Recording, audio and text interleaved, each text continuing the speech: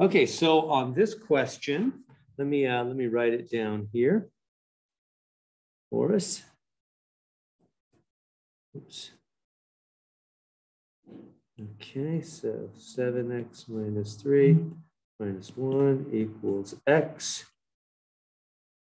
Okay, so how do we handle a square root in an equation? You know, we have a left side, right side kind of thing. That equal sign is the middle. So what do? Well, first step is you got to get that root alone. So step number one, get the root alone. So you've got to isolate that root. Get it alone. So I'm going to come in here and I'm going to add 1 to both sides. Canceling that out. And so that gets the root alone, 7x minus 3.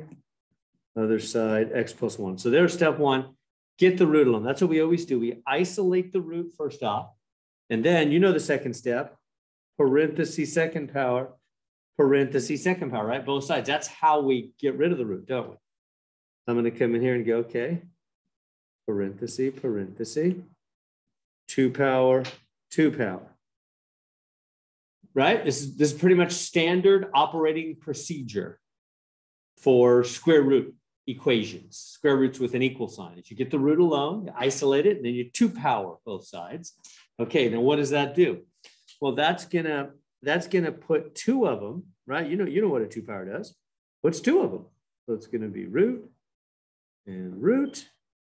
So it's gonna be parentheses here, and an equal sign. So it's gonna be 2 of these 7x minus 3s, right? The other side, same thing, 2 of them, huh? 2 of the x plus 1s. So we good so far? That's just what a 2 power means. It means 2 of them, doesn't it? And whatever we did to one side, we have no choice. We've got to do the same thing to the other. So I 2 powered both sides, making 2 of them on both sides. But now something very different happens on the left side than the right side. Why? Because these are roots. The left side has roots. The right side does not. Everybody see that difference?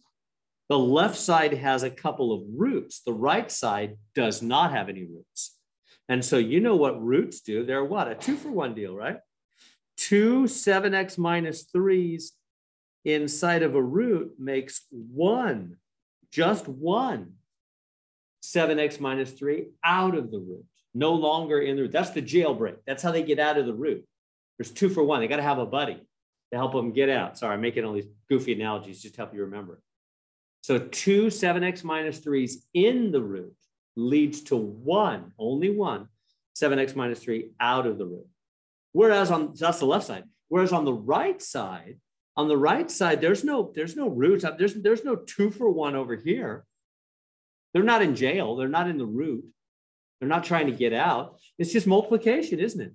It's just, hey, you know, let's just multiply this out. This x goes to both, right? You know how to multiply this out. X squared plus 1x.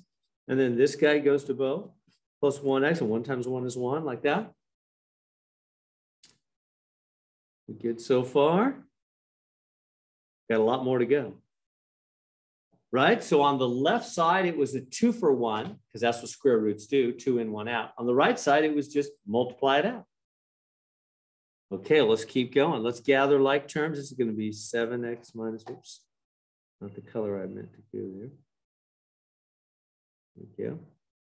7x minus 3. Other side, 1x and 1x in the middle is 2x.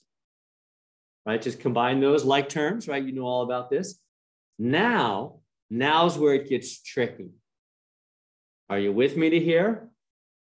Now we have to totally change plan, not change plans, but our journey takes us in a totally new direction now. We're still going on towards the end here. But now we have a totally different issue. You see it? Now we have x squared. X squared has reared its ugly head, right? All of a sudden, right in this has popped up. What do we do with x squared? Second power, something totally different. It's been a while since we've done it, so let me remind you. So I'll put it over here. For x squared, get a 0 on the other side, then factor. Do you remember that? Might be a little rusty. That's whenever x squared shows up, beginning of the problem, end of the problem, whatever, when x squared shows up on the scene, you have to get a 0 on the other side and then factor. What do I mean? So I'm going to come in here, I'm going to go minus 7x and plus 3. See, I'm doing the opposite of both of those. Whatever you do to one side, I have no choice but to do the same thing to the other. Everybody see what I just did there? I just made this go away, 0. Change the color there. I made 0 on the opposite side from x squared. And what does that give me over here? X squared minus 5x plus 4. Let me pause for a minute, let you digest that. You see that? That's what you have to do. So you got to be aware of that strategy. Whenever x squared pops up, so this is totally different than the square root in the beginning, isn't it? It's like two phases to this problem. At the beginning, our issue was the root. And for that, we get that thing alone in 2 power both sides. And we did that. And now at this level, there was no more root, which was nice. But then we said, oh yeah, but now x squared popped up. And what do we do for that? Something totally different. Get a 0. It's not about getting alone, it's about getting a 0 on the other side. So I just did the opposite of all the stuff that was on the other side to make that become 0. And of course, whatever you do to one side, you have no choice but to do the same thing to the other. Now we get to here, and then we need to factor. What do we mean factor? I hope you haven't forgot factoring. Remember, it's where we do like the 2 parentheses. Remember that whole thing? Do the 2 parentheses. And we're thinking about either you can say FOIL or multiply, add, multiply, however you want to think about it. But both things are true. I'll write both. Multiply, add, multiply, like that, right? Okay, so we're saying, all right. So F stands for front times front. So X times X, front times front. X times X is X squared. And last times last is 4. What times what is 4? Yeah, there's a couple options there, huh? Does everybody see what I'm looking at? There's a couple options. What multiply? So I'm looking at, front times front to be front. That's what F stands for in the word FOIL. Or you could say multiply. What multiplies to be X squared? Well, X times X. That's easy. Then you jump to the last. You say last times last to make last. What multiplies to be 4? Well, there could be 2 and 2, or it could be 4 and 1, or 1 and 4, whatever, same thing. How do you know which one you want? Well, we've got to add to be 5. So which one? Minus 5.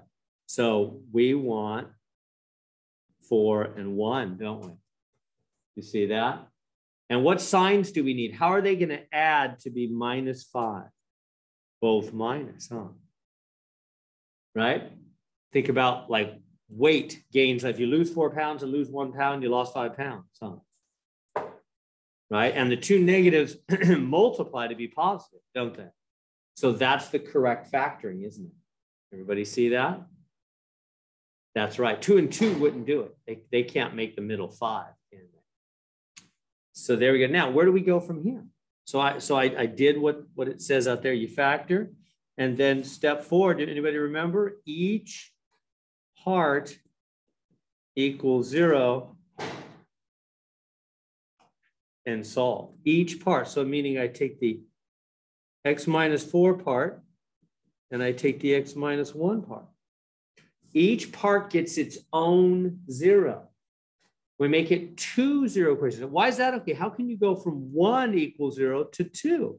Well, that's because if 2 things are timesing to be 0, either one could be 0, huh? I said, hey guys, I'm thinking of 2 numbers and I multiply them and it comes out 0. You know that my first number could be 0 or my second, right? If 2 things are multiplying to be 0. either one could be 0 because anything times 0 is 0.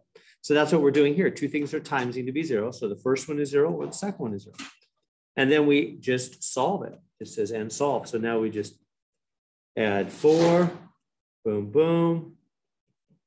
X is 4 over here, add 1, boom, boom. X is 1.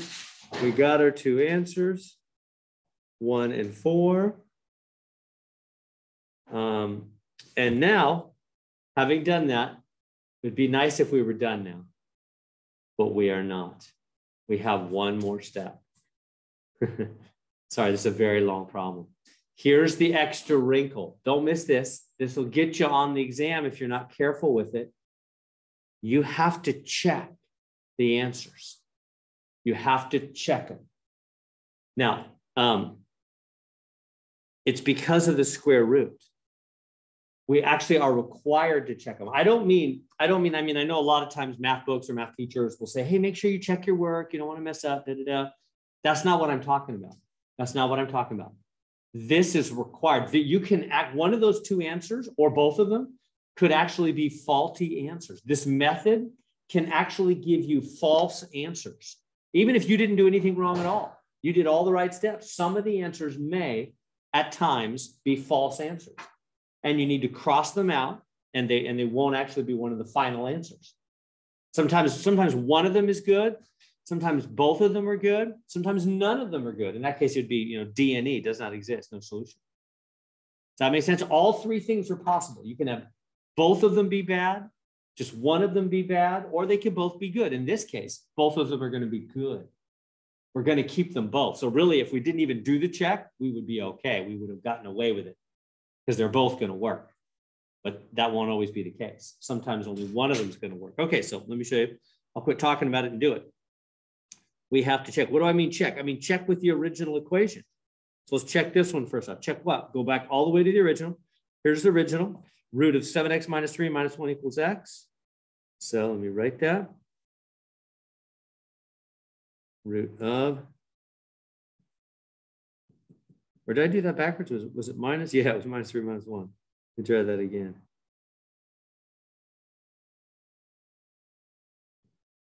Good. Okay. All right. And then it's going to be the same thing over here.